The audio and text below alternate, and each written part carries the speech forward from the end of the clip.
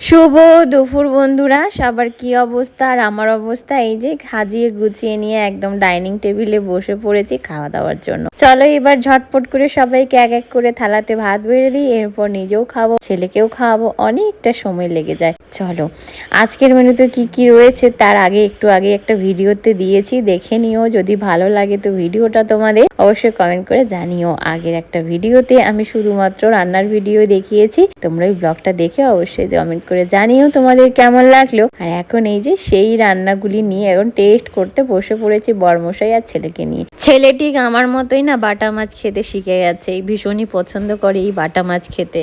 আর বাটা মাছে কিন্তু বেশ পরিমাণে কাঁটাও থাকে, আর কাঁটা বেছে বেছে খাওয়াতে আমার ভীষণ ভয়ও লাগে, কিন্তু ওই যে খেতে ভালোবাসে তাই ওকে একটু সাবধানে ছাড়িয়ে ছাড়িয়ে দিচ্ছি আর সুন্দর করে খাচ্ছে। আর চলো আমি নিজেও এবারে ভাত নিয়ে নিয়েছি, আমিও এবারে খাওয়া দাওয়া শুরু করে দিই, কারণ গরম ভাত যদি ঠান্ডা হয়ে যায় আবার পানসে লাগে, আমার একেবারে ভালো লাগে না, সেটা শীতকাল হোক বা গরমকাল হোক। গরম গরম ভাত খাওয়া চাই খাওয়া চাই, তার সাথে এরকম গরম গরম কচুর লতি আর এই যে মাছের ঝাল, আহা কি স্বাদ! রান্নাগুলো এত টেস্টি হয়েছে না, আজকে নুন একদম পারফেক্ট হয়ে গেছে।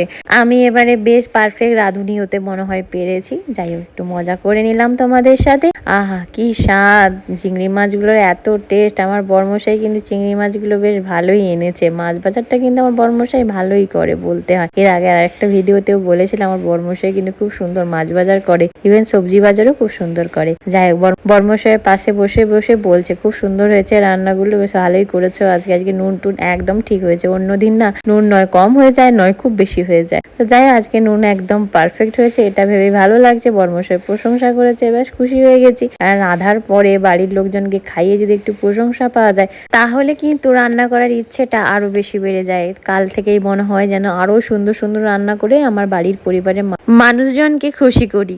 আজকের এই রান্নাগুলোর মধ্যে তোমাদের কোনটা ফেভারিট অবশ্যই কমেন্ট করে জানিও। Tata, bye bye.